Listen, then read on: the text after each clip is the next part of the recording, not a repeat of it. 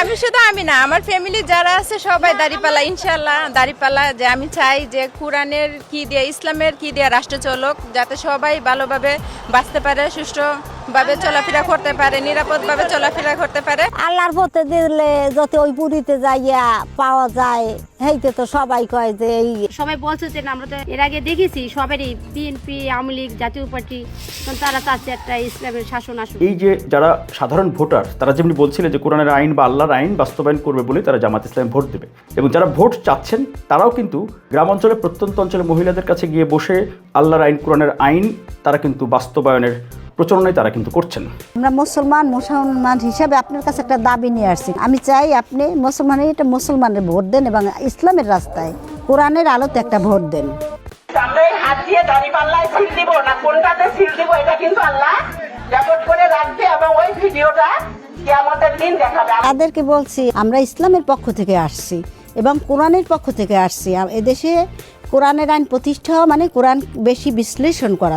তালিমের যারা অংশ নিয়েছিলেন তারাই কিন্তু এখন তালিম বাদ দিয়ে এখন নির্বাচনী প্রচার প্রচারণায় ব্যস্ত রয়েছেন। কারণ আমরা অধিকাংশ তালিমের লোক, কারণ এছাড়া বাহিরের লোক যেতে চায় না। তাও আমি বললে, কারণ ওর বাচ্চারা আমার কাছে কোরআন শেখে, আমি বললে এরা আবদার ফেলে দেয় না। ভোট দেবা কোরআনের, অবশ্যই কোরআনের পক্ষে, আর কিছু না। এটাই চাওয়া পাওয়া তোমাদের কাছে। মূল যে থিম সেটা হচ্ছে আমরা যে আল্লাহর জমিনে আল্লাহর আইনটাকে আমরা বাস্তবায়ন করতে চাই। তো এই বাস্তবায়নের জন্য রাষ্ট্র পরিচালনার দায়িত্ব তো অবশ্যই নিতে হবে। কিন্তু আগে যখন তালিম তারা শুরু করেছিলেন, তখন কি কোনো মহিলা বা কোনো নারী, কোনো মা বোনেরা কি জানতেন যে তারা জামাত ইসলামের কর্মী সমর্থক, তারা জামাত ইসলামের প্রচার করবেন, ভবিষ্যতে আমাকে দিয়ে ভোট চাওয়াবেন?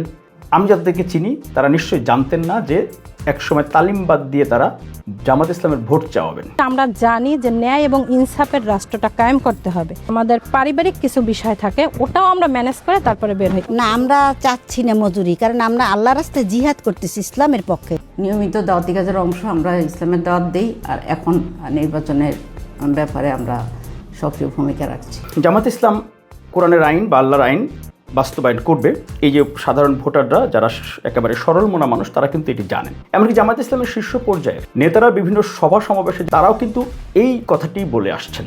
আগামী দিনে জাতীয় সংসদে শুধুমাত্র ইসলাম চলবে, কোরআন এবং সুন্নাহর আইন চলবে।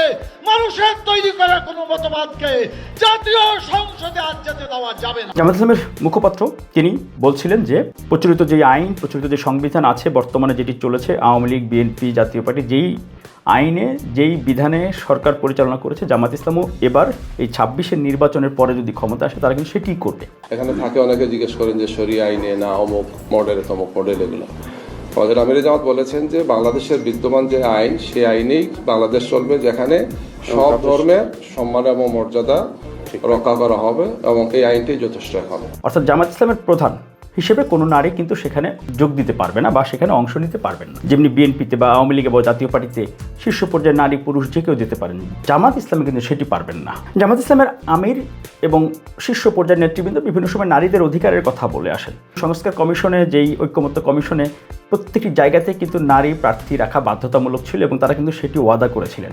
আর তাদের একজন প্রার্থীও কিন্তু এবারের নির্বাচনে নেই। মহিলাদের প্রতি যে মানে একটা জঘন্য মানসিকতা, এই মানসিকতার আর আরেকটা বিষয় হলো একজন মহিলাকে কিন্তু এই যে এমপির যে এরিয়া, পুরো এরিয়াটা তাকে বারবার যেতে হবে, এবং মহিলাদের সেদিক থেকে তাদের পারিবারিক দিক আছে। জামায়াতের মহিলা শাখার নেত্রী তিনি কিন্তু বলছিলেন যে এটি তারা জেনে মেনে পুরুষ শাসিত সমাজ ব্যবস্থার মধ্যে তারা থেকেই তারা ঈমান এনেছে এবং জামাত ইসলামের পক্ষে তারা কাজ করছেন। এখানে আপনারা জানেন জামাতে ইসলামী হলো ইসলামী সংগঠন, তাই না? আর ইসলামী সংগঠন ইসলাম মেনে চলবে, এটাই স্বাভাবিক। পুরুষ হচ্ছে নারীদের পরিচালক। তো এখানে আল্লাহর এই নির্দেশটা, এটা কোরআনের নির্দেশ, এটা ফরজ। সেই হিসাবে কোনো ইসলামী সংগঠনে নারীরা নেতৃত্বে আসতে পারে না। আর আমরা এটা মেনে নিয়েই আমরা ঈমান এনেছি, এটা মেনে নিয়েই আমরা চলছি। একই সাথে জামাত ইসলাম যে কোরআনের আইন, ইসলামের আইন, আল্লাহর আইন বাস্তবায়ন করছে না, এটি কিন্তু অফিসিয়াল ঘোষণা দলের বা সংগঠনের।